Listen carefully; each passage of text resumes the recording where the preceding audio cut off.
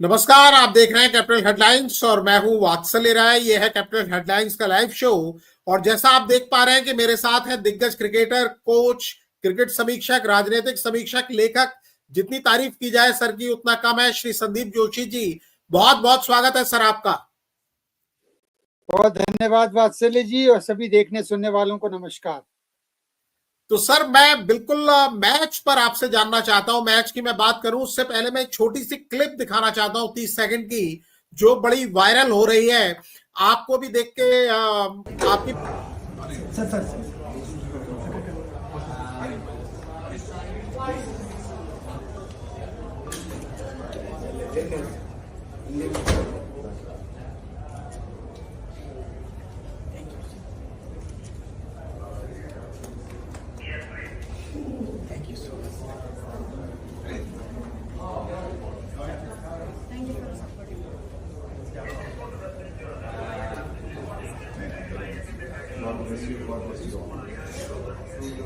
Thank you.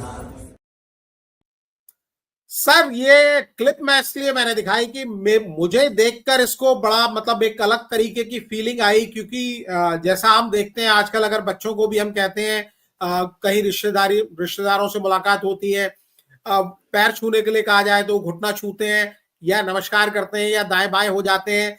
या मुत्याला रेड्डी साहब, इनके बेटे ने कल शतक लगाया।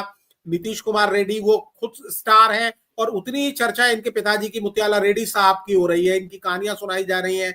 सुनील गावस्कर साहब बड़े प्लेयर हैं, लीजेंड रहे हैं। जब मिलते हैं और बिल्कुल इन्होंने दंडवत प्रणाम किया तो मैं बड़ा हैरान रह गया। गावस्कर साहब ने भी वही जेस्चर दिखाया इनके प्रति। आप क्या कहेंगे इस वीडियो के बारे में? मैं आपकी ओपिनियन जरूर जानना चाहता हूं।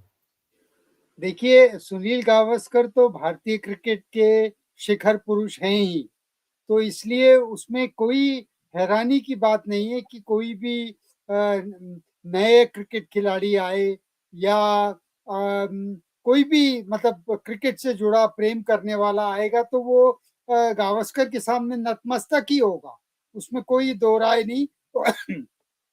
और पिछले एक दो एपिसोड पहले गावस्कर और मैथ्यू हेडन बात कर रहे थे और यशस्वी के बारे में मैथ्यू हेडन बता रहे थे कि जब भी मैं गावस्कर के सामने यशस्वी को देखता हूं तो वो बाकायदा उनके पांव छूता है हर बार यशस्वी उनको मिलने में। अब यशस्वी तो फिर भी 15 टेस्ट खेल चुका है या जितने भी 8-9 टेस्ट खेल चुका है, तो ये तो बेचारा और भी नए हैं नीतीश। तो गावस्कर तो वाकई अपनी भारतीय क्रिकेट के शिखर पुरुष हैं और उनको नतमस्तक होने में किसी को कोई संशय होना ही नहीं चाहिए।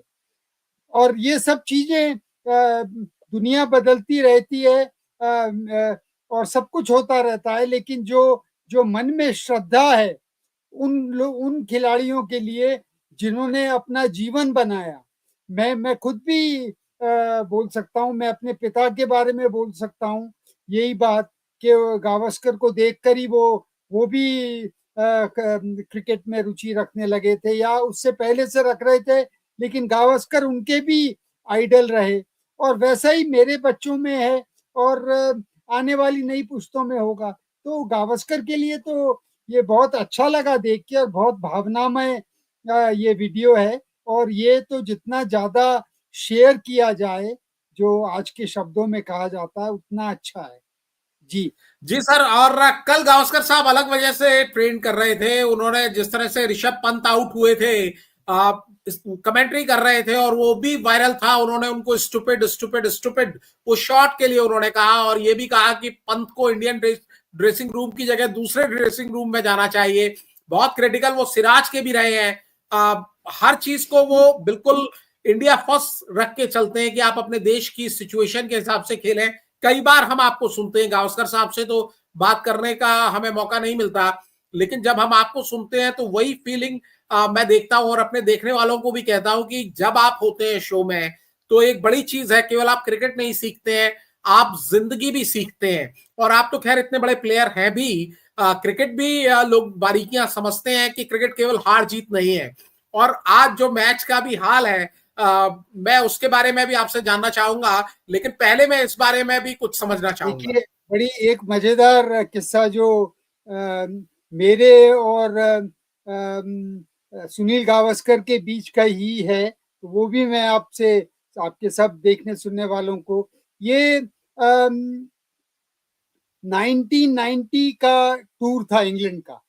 अ, अ, और गावस्कर अभी रिटायर हुए, 86 में रिटायर हुए थे, तो कुछ ही साल हुए थे उनको रिटायर हुए। और शायद 91 का भी हो सकता है, या मतलब वही 91 90 का था। तो हुआ क्या कि इंडिया की टीम लॉर्ड्स में खेल रही थी। मुझे लॉर्ड्स में गेंदबाजी करने के लिए बुलाया जाता था, इंग्लैंड टीम को भी, और हो सके तो इंडियन टीम को भी।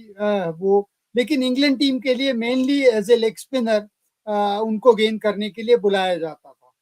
तो हुआ ये कि मैं और मेरा एक अंग्रेज दोस्त, हम लोग बाहर से लॉर्ड्स में नर्सरी की तरफ से एंटर कर रहे थे। तो हम एंटर करके अंदर अभी निकले ही थे कि पीछे से सुनील गावस्कर आए, और वो भी पैदल आए। उन्होंने गार्ड को कहा कि मैं सुनील गावस्कर हूँ, और कोई एक बुजुर्ग गार्ड, अंग्रेज बुजुर्ग गार्ड बैठा था वहां। तो उसने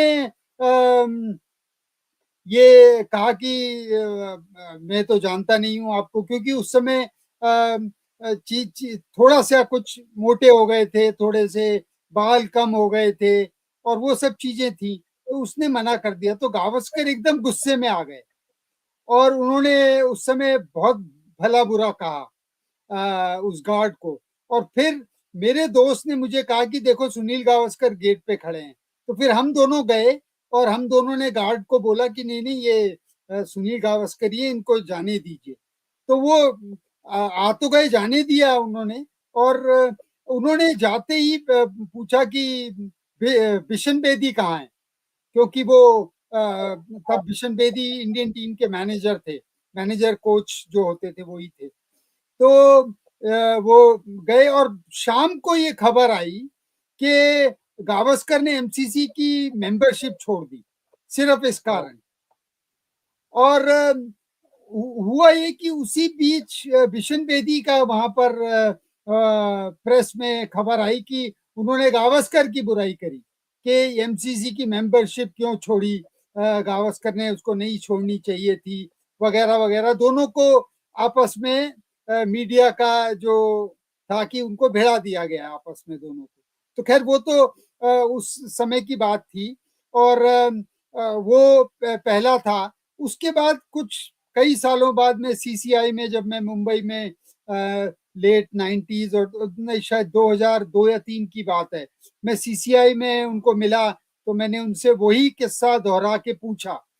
तो तब तक सुनील गावस्कर बदल गए थे, बदल इन द सेंस, अच्छे सेंस में। तो उन्होंने उसको बड़े सहज भाव से लिया, और उन्होंने कहा कि हाँ, ऐसा होता है, क्योंकि लोगों की क्रिकेट छोड़ने के बाद दाढ़ी बढ़ जाती है, बाल उड़ जाते हैं, मोटे हो जाते हैं। तो गार्ड हो सकता है कई बार नहीं भी पहचानते हो। तो मैंने उनसे भी ये पूछा, मैंने कहा ये आपके और मेरी थी, मैंने किसी को नहीं बताया। ये मैं इंग्लैंड में ही था तब, जब ये इंडियन एक्सप्रेस में खबर छप गई थी कि एक भारतीय मूल के एक खिलाड़ी ने उनको अंदर लेकर गए। और ये शायद गावस्कर ने ही, बाद में मेरे को पता चला कि संथानम इंडियन एक्सप्रेस के रिपोर्टर थे, उनको गावस्कर ने ही बताया था कि एक, मैं गेट पे, मेरे को रोक लिया, वो तो एक हिंदुस्तानी क्रिकेटर था वहां जिसने मदद करी और मैं आ गया। तो वो खबर बाकायदा यहाँ छपी थी। तो ऐसा होता है, लेकिन इन्हीं चीजों को देखना, अपन समझे कि समय बदलता है, अपने विचार, अपने भाव बदलते हैं, लेकिन अपना संयम और धैर्य नहीं खोना चाहिए। और वो गावस्कर ने बाद के कितने ही सालों में बिल्कुल नहीं खोया, और आज तक आप देखो, वो अपने क्रिकेट के, अपने सम्मान के, अपने शिखर पुरुष बने हुए हैं। और जो जो क्रिकेटर भारतीय टीम के लिए खेलना चाहता है, उसको सुनील गावस्कर की कहानी तो उसके अंदर जानी ही चाहिए। तो इसलिए सुनील गावस्कर के पांव छूना तो अपन सबका सौभाग्य होगा। जी जी जी जी बिल्कुल भाई साहब, और हम भी कोशिश करते हैं कि आपके पांव छुए तो आप हमें आधे में रोक देते हैं, लेकिन मैं यहीं से एक बार फिर आपको इतनी अच्छी कहानी सुनाने के लिए बहुत सादर प्रणाम दंडवत, जैसे कि मुत्याला रेड्डी साहब ने किया है, मैं आपको करता हूं, क्योंकि आप भी उतने ही लीजेंड हम लोगों के लिए हैं, और जो आपके अचीवमेंट्स हैं वो उनको बयां नहीं किया जा सकता, और हमारा ये बहुत सौभाग्य है कि आपसे बात करने का हमें मौका मिलता है।